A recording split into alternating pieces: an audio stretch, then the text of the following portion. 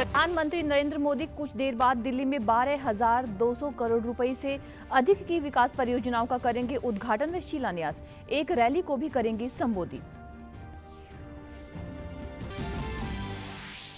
हरियाणा के मुख्यमंत्री नायब सिंह सैनी ने स्टार्टअप उद्यमियों के साथ की बैठक। कहा, प्रदेश को स्टार्टअप्स के अग्रणी हब के रूप में स्थापित करना है हमारा लक्ष्य। इसके लिए बजट में बनाई जाएंगी नई योजनाएं। और पंजाब की सामाजिक सुरक्षा, महिला एवं बाल विकास मंत्री डॉक्टर बलजीत कौर ने फरीदकोट के मॉडर्न सेंट्रल जेल का किया दौरा। कहा, महिला कैदियों के बच्चों का आंगनबाड़ी केंद्रों में होगा नामांकन। नमस्कार, चंडीगढ़ से आपका स्वागत है। मैं हूं पायल। अब समाचार विस्तार से।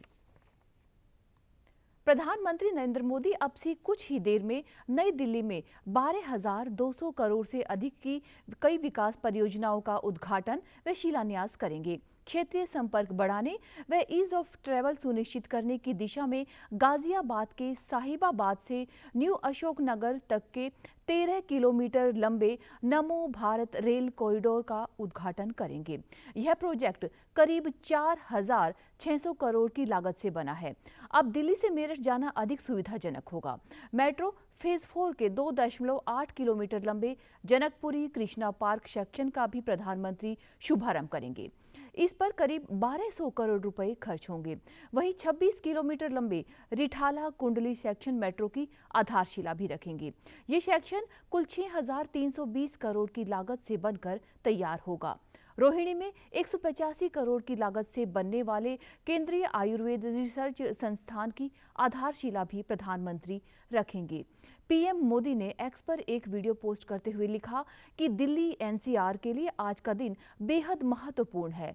आज पहली बार जहां नमो भारत ट्रेन राजधानी में प्रवेश करेगी, वहीं दिल्ली मेट्रो के विस्तार सहित कई विकास परियोजनाओं के उद्घाटन तथा शिलान्यास का सुअवसर भी मिलेगा।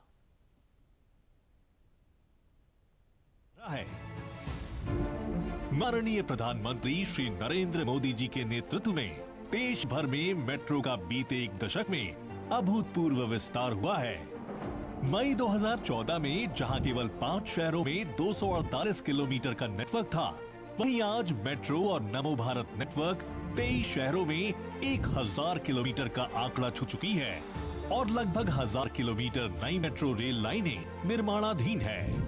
जब मेट्रो जैसी व्यवस्थाएं आती है तो शहर फैलता है, इससे आसपास का पूरा इकोसिस्टम बदलता है, आय के नए साधन विकसित होते हैं।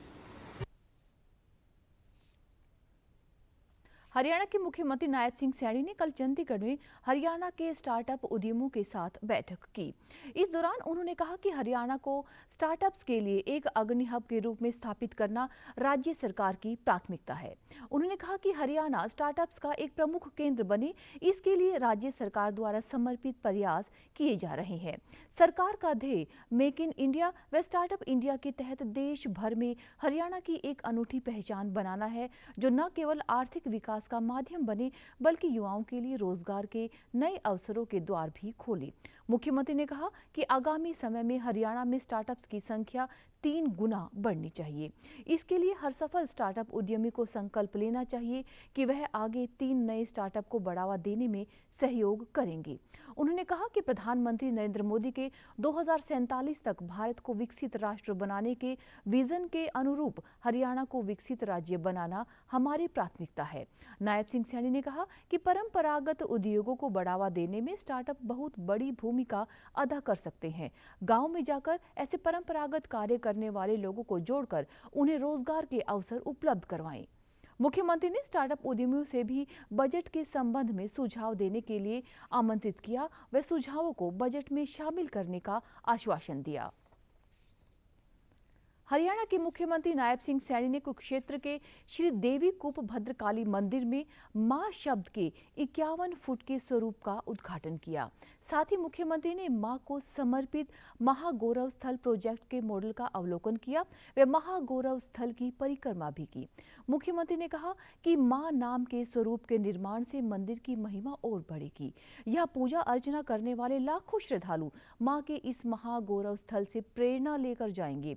52 52 महाशक्ति पीठों में से एक श्री देवीकूप भद्रकाली मंदिर में मां शब्द के स्वरूप की स्थापना कर अपने आप को गौरवान्वित महसूस कर रहा हूं। मां एक शब्द ही नहीं है, मां एक ममता, प्रेरणा व प्रेम का अनोखा संगम है। सीएम ने कहा कि सरकार की तरफ से गुरुग्राम में देश का नाम रोशन करने वाले अंतर्राष्ट्रीय खिलाड़ियों की माताओं को सम्मानित किया जाएगा। मां सावित्रीबाई फुले के जयंती समारोह में मां को सम्मान देने के लिए कार्यक्रम का आयोजन किया गया। अब कुरुक्षेत्र की पावन धरा से पूरे विश्व को मां के अद्भुत व विराट स्वरूप से प्रेरणा मिले, ऐसी परियोजना को अमली जामा पहनाने का कार्य किया गया है। इस संसार में मां से ही शिक्षा, संस्कार व आशीर्वाद मिलता है। मां ही प्रथम गुरु है और मां को ही परमात्मा का दर्जा दिया गया है। भारतकालीन तीर्थ स्थलों में से है, जहां पर स्वयं पांडवों ने आकर के पूजा अर्चना की। इस पवित्र स्थल के ऊपर हर वर्ष लाखों की संख्या में श्रद्धालु यहाँ पर शीश नवाने के लिए आते हैं। प्राचीन शक्तिपीठ मां का यहाँ पर पहले ही मां विस्थापित है। अब उस मां का रूप यहाँ पर हम सबको देखने को मिलेगा।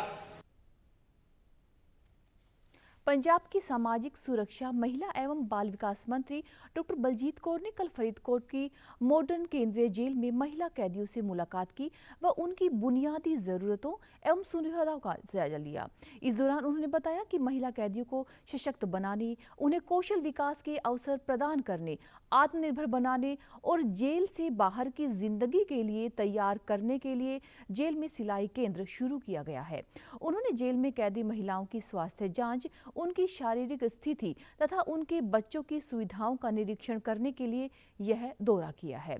इस दौरान जेल में एक सांस्कृतिक कार्यक्रम भी आयोजित किया गया, जिसमें महिलाओं ने अपनी प्रतिभा व रचनात्मकता का प्रदर्शन करते हुए उत्साह के साथ भाग लिया। केंद्र सरकार ने वित्त वर्ष 2022-23 के दौरान घरों की छतों पर सौर ऊर्जा में तकरीबन 60.5 मेगावाट बढ़ावा करने के लिए पंजाब को 11 करोड़ 39 लाख रुपए का पुरस्कार देने का ऐलान किया है। पंजाब की बिजली मंत्री हरभजन सिंह ईटीओ ने चंडीगढ़ में बताया कि सौर ऊर्जा में यह सामर्थ्य बढ़ने से प्रदेश में करीब 2,40,000 यूनिट सौर ऊर्जा रोजाना पैदा होने की उम्मीद है। उन्होंने बताया कि वित्त वर्ष 2023-24 के दौरान भी सौर ऊर्जा में 86 मेगावाट की वृद्धि हुई है। उन्होंने बताया कि अब तक पंजाब में रूफटॉप सोलर की कुल स्थापित क्षमता 430 मेगावाट हो गई है, जो राज्य की नवीकरणीय ऊर्जा के प्रति प्रतिबद्धता को दर्शाती है। उन्होंने राज्य के घरेलू उपभोक्ताओं से अपील की है कि वे रूफटॉप सोलर सिस्टम लगाएं और सरकार की सब्सिडी योजना का लाभ उठाएं। मंत्री ने कहा कि PSPCL रूफटॉप सोलर ऊर्जा को बढ़ावा देकर जलवायु परिवर्तन से निपटने में सार्थक योगदान दे रहा है। हरियाणा के कृषि एवं किसान कल्याण मंत्री श्याम सिंह राणा कल केंद्रीय कृषि मंत्री शिवराज सिंह चौहान द्वारा सभी प्रदेशों के कृषि मंत्रियों के साथ प्री बजट को लेकर आयोजित सुझाव बैठक में वीडियो कॉन्फ्रेंसिंग के साथ जुड़े। कृषि व उद्यान विषय पर हुई इस बैठक में सुझाव देते हुए श्याम सिंह राणा ने कहा कि गन्ने की फसल को बढ़ाने के लिए गन्ने को बोने व काटने के लिए मशीनें किसानों को अनुदान पर उपलब्ध करवाई जाए, ताकि धान की जगह गन्ने की फसल उगाई जाए व पानी की भी बचत की जा सके। उन्होंने कहा कि बागवानी को बढ़ावा देने के लिए 40 से 50 हेक्टेयर के छोटे क्लस्टर बनाने की जरूरत है। साथ ही बागवानी किसानों के बागों की फेंसिंग हेतु योजना बनाकर अनुदान दिया जाए, ताकि बागों को नुकसान न पहुंचे। उन्होंने बताया कि हरियाणा राज्य में भावांतर भरपाई योजना वर्ष 2018 से बागवानी फसलों में लागू है। इसके अधीन 21 बागवानी फसलें शामिल की गई हैं। इस तरह की योजना को राष्ट्रीय स्तर पर लागू करने व राज्य को इसके लिए आवश्यक बजट देने का भी उन्होंने आग्रह किया है। वहीं बैठक में पंजाब के कृषि मंत्री गुरमीत सिंह खुडिया ने शिवराज सिंह चौहान से किसानों व केंद्र सरकार के बीच बातचीत में गतिरोध को तोड़ने व दोनों पक्षों में सार्थक बातचीत फिर से शुरू करने की अपील की। साथ ही उन्होंने प्रस्ताव दिया कि पराली प्रबंधन के लिए फसल अवशेष प्रबंधन मशीनों पर सब्सिडी देने के अलावा राज्य में गुलाबी सुंडी व सफेद मक्खी प्रतिरोधी बीजी 3 संकर नरमे बीजों की खेती को मंजूरी भी दी जाए। दशम पातशाह श्री गुरु गोबिंद सिंह के 398वें प्रकाश पर्व को समर्पित 3 दिवसीय प्रकाश उत्सव कल तख्त श्री हरमंदिर साहिब पटना में शुरू हो गया। इसमें देश विदेश से लाखों श्रद्धालुओं के पहुंचने की संभावना है। पंजाब, हरियाणा, चंडीगढ़, दिल्ली व उत्तर प्रदेश सहित कई राज्यों से हजारों सिख श्रद्धालु पटना साहिब पहुंच रहे हैं। तख्त श्री हरमंदिर पटना साहिब खालसा पंथ के बानी श्री गुरु गोबिंद सिंह जी का जन्म स्थान है। प्रकाश पर्व के संबंध में एक विशाल सभा फेरी निकाली गई, जो गुरु का बाग व पटना साहिब स्टेशन, पन्ना शहरी क्षेत्र के कई स्थानों से होते हुए तख्त श्री हरमंदिर साहिब में संपन्न हुई। दशम पातशाह श्री गुरु गोबिंद सिंह जी के प्रकाश पर्व के उपलक्ष्य में शिरोमणि गुरुद्वारा प्रबंधक कमेटी की ओर से कल श्री अकाल तख्त साहिब में नगर कीर्तन निकाला गया। गुरु ग्रंथ साहिब की छत्र छाया और पंज प्यारों की अगुवाई में निकाले गए नगर कीर्तन में सचखंड श्री हरमंदिर साहिब के गुरु ग्रंथी और श्री अकाल तख्त साहिब के जत्थेदार ज्ञानी रघुवीर सिंह ने गुरु ग्रंथ साहिब के पावन स्वरूप को पालकी में सुशोभित किया। हरियाणा के पुलिस महानिदेशक शत्रुजीत कपूर ने बताया कि प्रदेश में पुलिस द्वारा अपराध नियंत्रण को लेकर किए जा रहे सार्थक प्रयासों के परिणाम स्वरूप वर्ष 2023 की तुलना में वर्ष 2024 में 14.62% अपराध कम हुआ है। वर्ष 2023 में जहां 1,59,610 मुकदमे दर्ज किए गए थे, वहीं पर वर्ष 2024 में 1,36,269 मुकदमे दर्ज किए गए हैं। उन्होंने बताया कि हरियाणा प्रदेश में महिला सुरक्षा को लेकर भी आवश्यक कदम उठाए जा रहे हैं। भीड़भाड़ वाले 1979 हॉटस्पॉट क्षेत्रों तथा 443 संवेदनशील स्थानों को चिन्हित किया गया है, जहां पर महिलाओं से छेड़छाड़ की संभावना अपेक्षाकृत अधिक होती है। इन रूटों पर 1381 सीसीटीवी कैमरे लगाने के साथ विशेष तौर पर पुलिसकर्मियों की ड्यूटी भी लगाई गई है। पुलिस महानिदेशक ने बताया कि प्रदेश में अन्य अपराधों में भी उल्लेखनीय गिरावट आई है। वर्ष 2023 में डकैती के जहां कुल 122 मामले दर्ज हुए थे, वहीं पर वर्ष 2024 में ऐसे केवल मामले 74 सामने आए हैं। हरियाणा पुलिस ने नशा तस्करों पर कड़ी कार्यवाही करते हुए कमर्शियल क्वांटिटी के 438 मुकदमे दर्ज करके 950 तस्करों को गिरफ्तार किया है।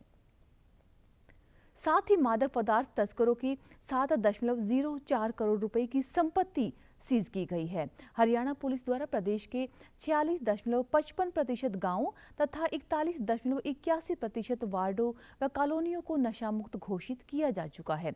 पुलिस की कार्यक्षमता को बढ़ाने की दिशा में भी आवश्यक कदम उठाए जा रहे हैं।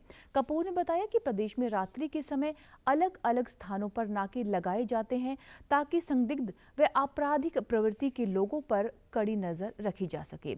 इस दौरान सड़कों से गुजरने वाले वाहनों की गहनता से चेकिंग भी की जाती है।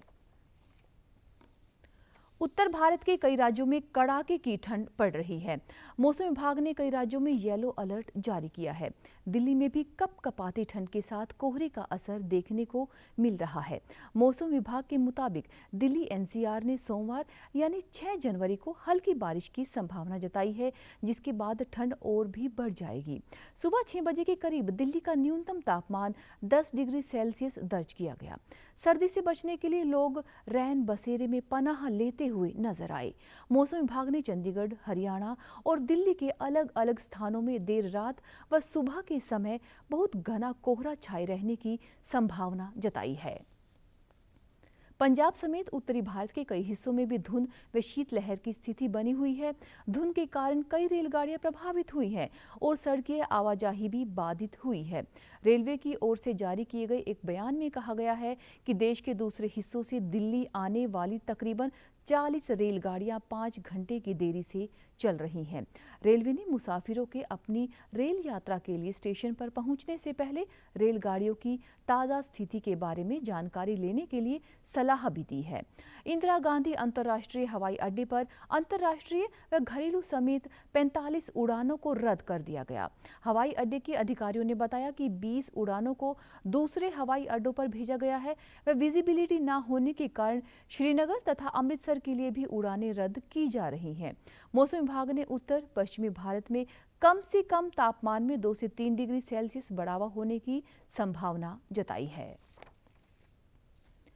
और आप हमारे समाचार YouTube channel DD news Chandigarh, Facebook DD news Chandigarh और social media X DD news CHD पर भी देख सकते हैं। इसी के साथ चंडीगढ़ से समाचारों का सिलसिला समाप्त होता है। नमस्कार।